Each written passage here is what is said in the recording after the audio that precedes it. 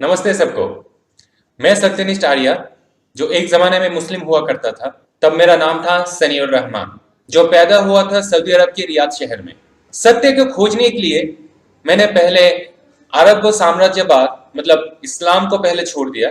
उसके बाद मैं नास्तिक होने के बाद जांच पड़ताल करके काफी धर्मों को पढ़ने के बाद सत्य को जानने के बाद दिल्ली आर्य समाज में आकर घर वापसी किया।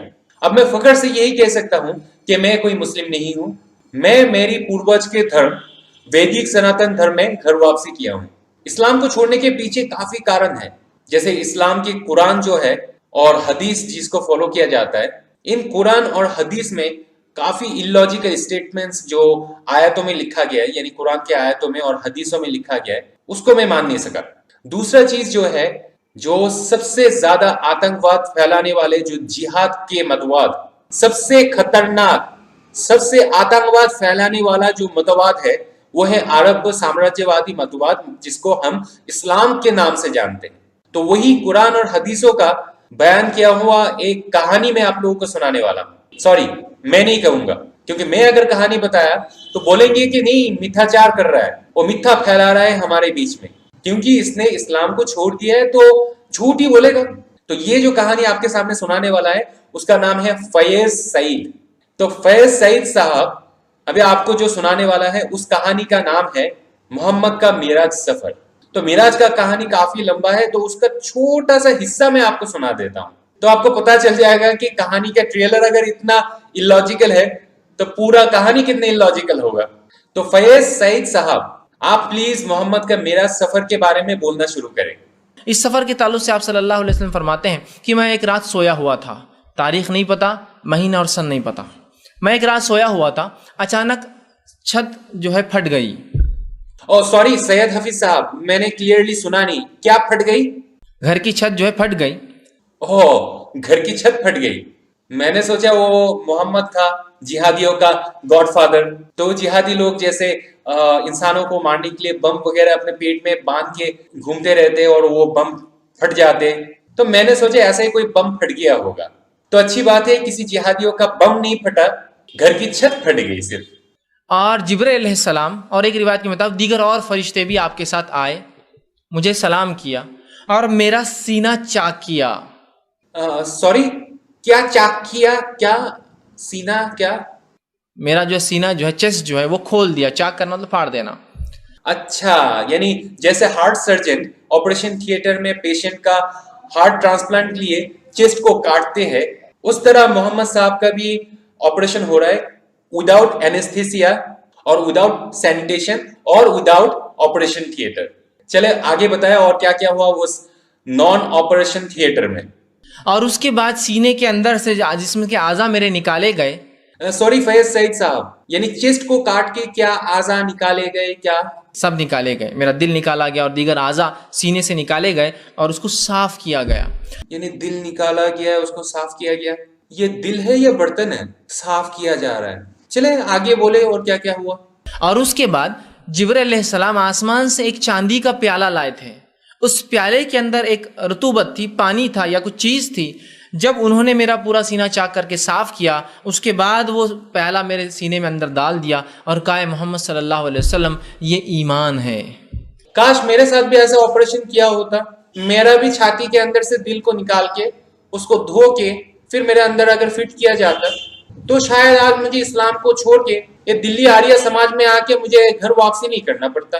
चले ये पूरा ऑपरेशन का प्रोसीजर फिर से वापस सुना दे। तो सीना चाक किया गया, आज़ा साफ किए गए और उसके बाद आपके सीने के अंदर ईमान का प्याला जो जिब्राइल अलैहिस्सलाम आसमान से लाए थे, उस प्याले को पलटा दिया गया।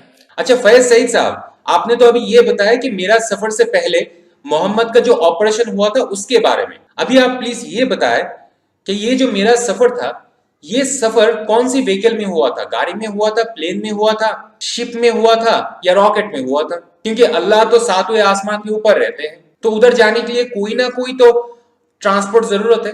तो ये ट्रांसपोर्ट कौन सा था?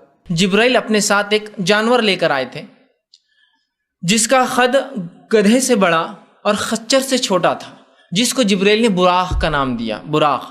अच्छा, मैंने तो सोचा था कोई गाड़ी होगा, कोई प्लेन होगा, कोई जहाज होगा या कोई रॉकेट होगा।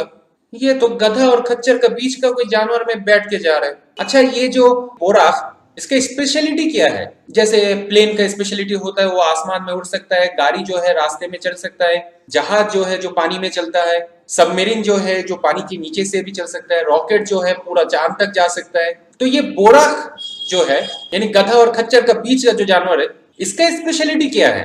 और उस बुराक की खुसूसियत ये थी कि जब वो एक कदम से दूसरा कदम डालता तो आसमानी दुनिया जिसको कहेंगे जहां तक नजर जाती वहां तक उसका एक कदम बढ़ता। मतलब जब वो ट्रैवल करता, जब वो दौड़ता वो जानवर, तो उसकी खुसूसियत ये थी कि एक कदम का जो दूसरा कदम डालता तो जहां तक आपकी नजर जाती उससे आगे उसका दूसरा कदम पड़ता था। इतना दूर तक वो फलांग मारता था, एक फलांग, जैसे घोड़े होते ना भागते हैं, इतना उसको वो थी।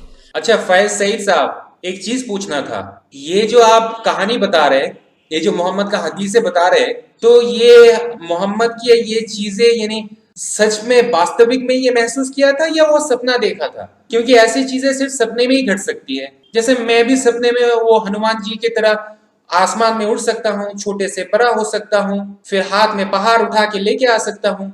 ये सब चीजें, ये सब इलॉजिकल चीजें सिर्फ सपने में ही हो सकता है, वास्तव में नहीं। तो मेरा क्वेश्चन ये है कि मोहम्मद साहब जो थे वो क्या ये सपना देख रहा था या वास्तव में हुआ था? मतलब ये जो सफर था ये क्या हकीकत में हुआ था या रूहानी सफर था? ये कुछ लोगों की गलतफहमी ये होती है कि आप सल्लल्लाहु अलैहि वसल्लम ने मेराज रूहानी सफ़र किया या जिस्मानी सफ़र किया। याद रखिए, मेराज का सफ़र रसूल अकरम सल्लल्लाहु अलैहि वसल्लम ने जिस्मानी किया, रूहानी नहीं किया। ये कोई ख्वाब नहीं था, जिस्मानी। चूंकि कुरान की आयत क्या है, सुबहानल्लज़ी अस्रा बि अब्दिही, पाक है वो ज़ात जो ले गया अपने बंदे को। और अब्द का लफ्ज़ एक इंसान पे तभी लगता है जब उसके अंदर जिस्म, जान और रूह तीनों चीज़ें मौजूद हो। बंदा तभी होता है, मरने के बाद रूह निकल जाती है तो खाली जिस्म रहता है, जान भी निकल जाती है उसकी। तो बंदा उसी को कहते हैं जिसके अंदर तीनों चीज़ें मौजूद हो एक वक्त। तो इसका मतलब ये सफ़र जिस्मानी हुआ, ख्वाब में नहीं हुआ। याद रखिए, जो कुछ लोग गलतफहमी में होते हैं। अच्छा, मतलब ये हकीकत में उसके साथ हुआ था। तो चलो, ये जो सफर था, मतलब ये बोराक में बैठ के मोहम्मद साहब ने कौन सी सफर को तय किया था? और वहां से आसमानी सफर शुरू हुआ जिसको मेराज कहा जाता है। चले, ये मेराज में तो काफी उल्टा सीधा चीजें हैं। जैसे वो सारे नबियों के साथ मिलके आ गए, अल्लाह के साथ मिले, जहन्नम देख लिया, जन्नत देख लिया, जन्नत का 72 हूर भी देख लिए, फिर 50 वक्त का जो नमाज था उसको डिस्काउंट करवा के 5 वक्त का नमाज बना के लेके आया। तो मोहम्मद साहब जो ये मेराज से वापस आए, यानी मोहम्मद जो कुरैश खानदान में पैदा हुआ था, कुरैश खानदान वाले सारे लोग मूर्ति पुजारी थे और मूर्ति पूजा करने वालों को मुशरिक कहा जाता है। ये मेराज का उल्टा सीधा कहानी जब ये मुशरिकों को बता रहा था तो मुशरिक लोग तो काफी हंसे थे। उसके बाद क्या हुआ था आप ही सुना दे। मैं सुनाऊंगा तो कोई मुस्लिम मानेगा नहीं, वो लोग तो बोलेंगे कि मैं झूठ बोल रहा हूँ। तो आप ही सुना दे प्लीज। आपने जब ये कहा तो मुशरिक हंसे और एक ने कहा कि अबू बकर, तेरा साथी क्या कह रहा है, देख तुम्हारा दोस्त क्या कह रहा है। ये कहता है कि रातों रात ही यहाँ से निकला, मस्जिद अक्सा गया जो कि 30 दिन का सफर है, और वहां से निकल के आसमानी करके आया। अबू बकर सिद्दीक ने कहा, क्या वाकई में मोहम्मद सल्लल्लाहु अलैहि वसल्लम ये कहते हैं? तो कहा, तो अगर वो कहते हैं तो वो सच कहते हैं। फिर अच्छा, ये कैसी बात हो गई? कोई जांच पड़ताल नहीं, कोई इन्वेस्टिगेशन नहीं, डायरेक्टली बोल दिया अच्छा वो कहते हैं तो वो सच कहते हैं। तो कहा, तो अगर वो कहते हैं तो वो सच कहते हैं। फिर बिना ऑक्सीजन के वो एक गधा और खच्चर का बीच के एक जानवर के ऊपर बैठ के सातवें आसमान के ऊपर जाके घूम के आ गया, जहां पर नासा के लोग जाने के टाइम वो ऑक्सीजन मास्क वगैरह, कितना स्पेस सूट वगैरह पहन के जाते। इन्होंने तो कुछ भी नहीं पहना था। ये मानने वाला चीज है। और अबू बकर बोल रहे कि अगर मोहम्मद कह रहे तो वो सच बोल रहे। ये तो अंधविश्वास वाली बात हो गई ना। ओहो, मैं तो भूल गया, मतलब सनातनी होने के बाद इस्लाम का काफी चीजें थोड़ा सा भूल गया था। मतलब इस्लाम के अंधविश्वासों को विश्वास करना, उसको ईमान कहा जाता है। सुन ले, ऐसे ईमान होना चाहिए हमारा रसूल सल्लल्लाहु अलैहि वसल्लम की हर जिंदगी के मामले में, कि तस्दीक कर ले कि रसूल ने किया तो बस हमको यही करना, और ऐसे ही है वो। समझ रहे आप? नहीं, कैसे समझूं? ये समझने वाली थोड़ी बात है। आप सिर्फ ये बताओ कि ये कैसे हो सकता है। ऐसा थोड़ी हो सकता है। ऐसा हुआ तो हुआ, बस खत्म। अकल में आओ मत आओ, समझ में आओ मत आओ, लेकिन अगर बात साबित है तो हम ईमान लाते हैं उस पर। अगर जो चीज समझ में नहीं आ रहा है, मतलब जो चीज अक्ल में नहीं आ रहा है, उस पर ईमान कैसे लाऊं? मतलब उस पर विश्वास कैसे करूं? बात तो अकल में आना चाहिए ना। अकल में तो नहीं आता है। तुम्हारी अकल कहाँ इतनी बड़ी भाई, जाओ अकल को सुधार के आओ। मतलब इलॉजिकल कहानी आप सुनाओगे, प्रॉब्लमेटिक कहानी आप सुनाओगे, और उसी प्रॉब्लम के ऊपर क्वेश्चन मैं करूंगा तो प्रॉब्लम मेरे क्वेश्चन में है, आपकी कहानी में नहीं है। यानी मैं अपना अकल सुधार के लाऊं, आप अपना इलॉजिकल कहानी नहीं सुधारोगे। यही इस्लाम है। अभी काफी मुस्लिम लोग मेरे ऊपर क्वेश्चन करेंगे, अरे भाई आप गधा आसमान में उड़ रहे वो नहीं मान रहे, लेकिन आप ये मान रहे हैं कि ये हनुमान आसमान में उड़ सकता है, फिर पहाड़ को हाथ में लेके ऐसा आ सकता है, एंटमैन की तरह बड़ा और छोटा हो सकता है, तो वो इलॉजिकल नहीं है। मैं कहता हूं कि हाँ ये इलॉजिकल है और ये वास्तव में हो ही नहीं सकता, और ये वास्तव में हुआ भी नहीं था। आप खुद ही सोचिए कि कोई हनुमान इंसानों जैसा पैदल चल सकता है, इंसानों जैसा बात कर सकता है, ऐसे रबर बैंड की तरह ट्विंग ट्विंग ट्विंग ट्विंग बड़ा छोटा हो सकता है। हनुमान के कोई पंख नहीं, कोई हेलीकॉप्टर नहीं, कोई प्लेन नहीं, ऐसे ही आसमान में उड़ गया। एक चीज याद रखना, सत्य के लिए सब कुछ छोड़ा जा सकता है, लेकिन किसी भी चीज के लिए सत्य को नहीं छोड़ा जा सकता। और इसी को मैं फॉलो करता हूं, इसीलिए आर्य समाज ने मेरा नाम रखा है सत्यनिष्ठ आर्य। नमस्ते सबको।